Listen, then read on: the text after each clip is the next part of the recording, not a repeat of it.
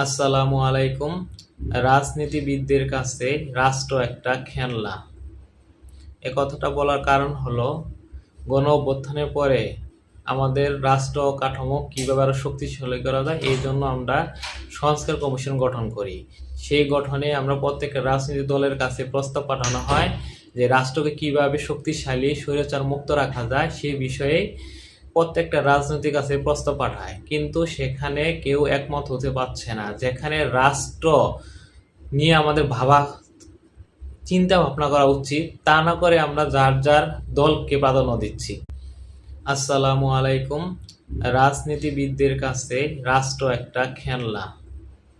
এ কথাটা বলার কারণ হলো, গণ অভ্যুত্থানের পরে আমাদের রাষ্ট্র কাঠামো কীভাবে আরও শক্তিশালী করা যায়, এই জন্য আমরা সংস্কার কমিশন গঠন করি।